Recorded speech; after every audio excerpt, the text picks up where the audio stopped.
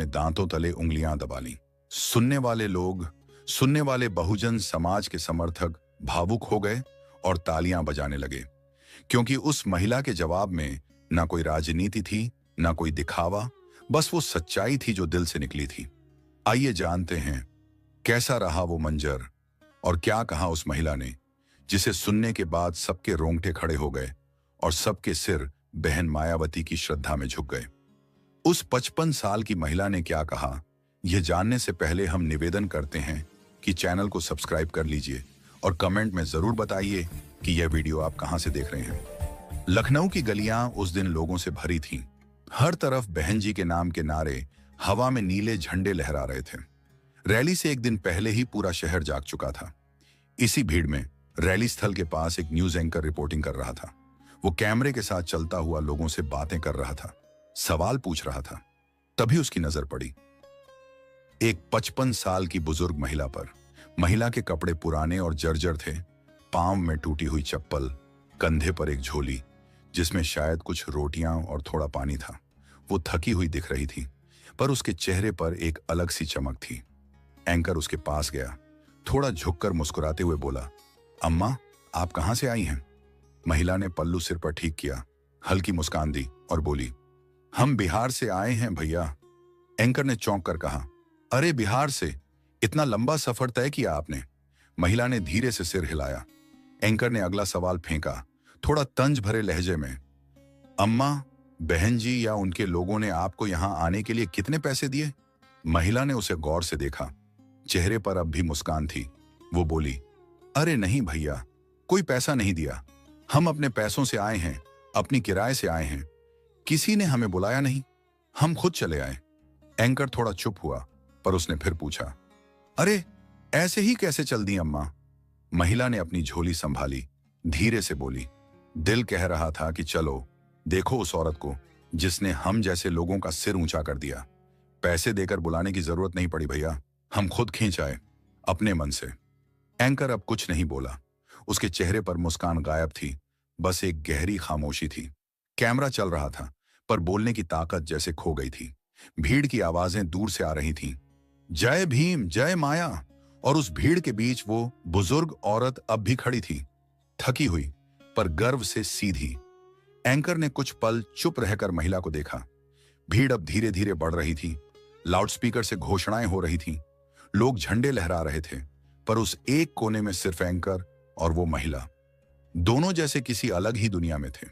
Anchor ने mic थोड़ा और पास लाते हुए पूछा, अम्मा, जरा यह तो बताइए, इतनी बड़ी भीड़ भाड़ में आप आई हैं, बहन जी ने आपके रहने और खाने का इंतजाम किया है कि नहीं? महिला ने उसकी बात सुनी और फिर अपने होंठों पर वही हल्की सी मुस्कान लाई जिसमें थकान भी थी, पर गर्व उससे कहीं ज्यादा था।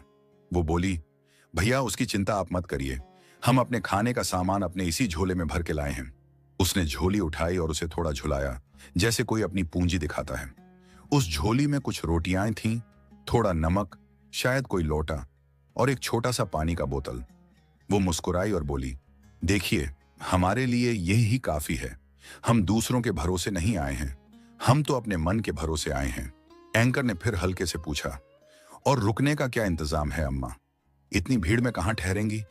महिला ने उसकी बात सुनी, थोड़ी देर तक चुप रही, फिर उसकी आवाज में एक अजीब सी दृढ़ता थी। धीरे धीरे बोली, भैया, बहन जी के लिए मैं 1-2 दिन क्या, महीना भर सड़कों पर रुकने को तैयार हूं। अगर वो हमारे हक के लिए दिन रात लड़ सकती हैं, तो हम उनके लिए सड़कों पर रह नहीं सकते क्या?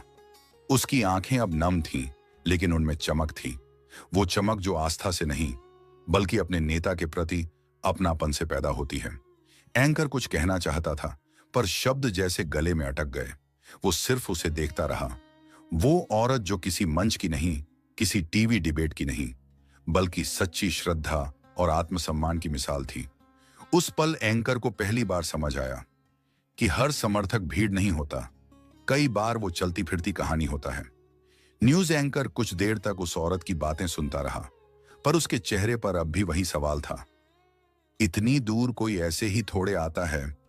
उसने कैमरे की ओर देखा, फिर मुस्कुराते हुए माइक महिला की ओर बढ़ाया और बोला, अम्मा, बहन जी ने कुछ ना कुछ तो जरूर दिया होगा, तभी तो आप यहां आई हैं, है ना?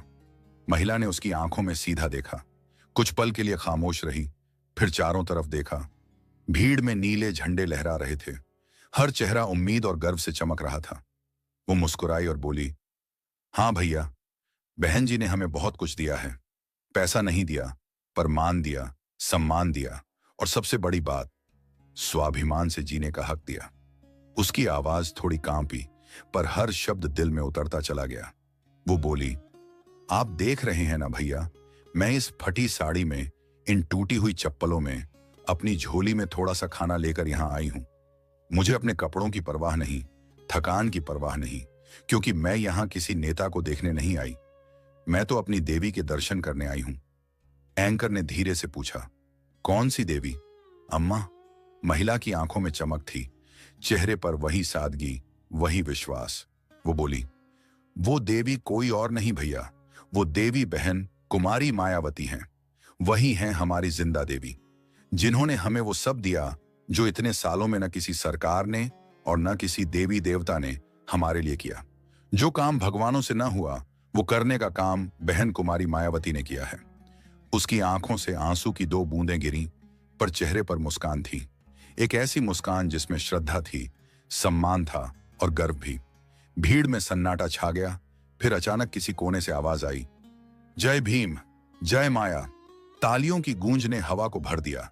लोगों ने सिर झुका लिए, कुछ ने हाथ जोड़ लिए, और उस पल हर कोई महसूस कर रहा था, ये भीड़ नहीं, एक जागा हुआ समाज है जो अपनी जिंदा देवी के सम्मान में खड़ा है। इतना सब सुनने के बाद न्यूज एंकर कुछ देर तक चुप खड़ा रहा। उसकी आंखों में अब सवाल नहीं, बस हैरानी थी। वो हल्के से मुस्कुराया, कैमरे की ओर इशारा किया और जाने के लिए मुड़ने लगा। तभी उस बुजुर्ग महिला ने उसे पुकारा, बेटा जरा ठहरो, एक बात पूछनी है। एंकर रुका, पलटा और बोला, हाँ अम्मा, बोलिए। महिला ने अपने पल्लू से माथे का पसीना पोंछा, थोड़ी देर उसे ध्यान से देखा और फिर बोली, बेटा जब तुम किसी मंदिर में जाते हो तो क्या वहां का देवी या देवता तुम्हारे किराए का इंतजाम करता है? एंकर कुछ पल सोचता रहा, फिर हल्के से बोला, नहीं अम्मा। महिला ने आगे कहा, क्या वो देवी देवता तुम्हारे रहने का इंतजाम करते हैं? एंकर ने फिर धीरे से सिर हिलाया, नहीं अम्मा। महिला ने तीसरा सवाल पूछा, क्या वो तुम्हारे खाने का इंतजाम करते हैं भैया? एंकर ने झेंपते हुए फिर सिर झुका दिया, नहीं। महिला मुस्कुराई, उसकी आवाज में अब दृढ़ता थी, एक ऐसी दृढ़ता जो अनुभव से आती है। तो फिर बताओ भैया, हम अपनी देवी से किराए की उम्मीद कैसे करें? हम अपनी देवी से रहने की जगह की उम्मीद क्यों करें? हम अपनी देवी से खाने की उम्मीद क्यों करें?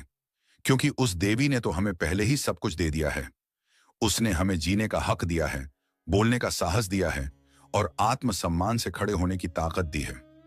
वो देवी बहन कुमारी मायावती अपने पूरे जीवन को हमारे उत्थान के लिए कुर्बान कर चुकी हैं। उन्होंने हमें यह एहसास दिलाया है कि हम किसी के दया पर नहीं, अपने हक से जीने वाले लोग हैं। महिला की आवाज कांपी, पर उसमें गर्व और आंसू दोनों थे। एंकर कुछ बोल नहीं सका। उसने जल्दी जल्दी अपना माइक समेटा, कैमरे को बंद किया और चुपचाप वहां से निकल पड़ा। चारों तरफ से भीड़ उमड़ आई, मानो हवा में कोई नई ऊर्जा घुल गई हो। हर तरफ से नारे उठे, बहन मायावती जिंदाबाद, मान्यवर कांशीराम साहब अमर रहें, जय भीम, जय भीम। और उस गूंज के बीच वो 55 साल की औरत खड़ी थी, थकी हुई, लेकिन चेहरा चमक रहा था, जैसे उसने अपना जीवन नहीं, अपनी श्रद्धा का सबूत दे दिया हो। साथियों, आप इस महिला के बारे में क्या कहेंगे? कमेंट करके हमें जरूर बताइए और इस घटना को अपने दोस्तों और करीबियों तक जरूर पहुंचाइए, ताकि सबको यह समझने में आसानी हो कि हमारी बहन कुमारी मायावती ने हम सब के लिए क्या क्या किया है, कैसे उन्होंने अपने जीवन को हमारे सम्मान, अधिकार और स्वाभिमान के लिए समर्पित कर दिया। साथ ही अगर आपने अभी तक हमारे चैनल को सब्सक्राइब नहीं किया है तो एक बार जरूर कर लीजिए, ताकि ऐसी सच्ची और प्रेरक कहानियां आप तक सबसे पहले पहुंचें। और हाँ, कमेंट में हमें यह बताना मत भूलिए कि आप ये वीडियो कहां से देख रहे हैं। आपका बहुत बहुत धन्यवाद। जय भीम, जय भारत, जय बहुजन।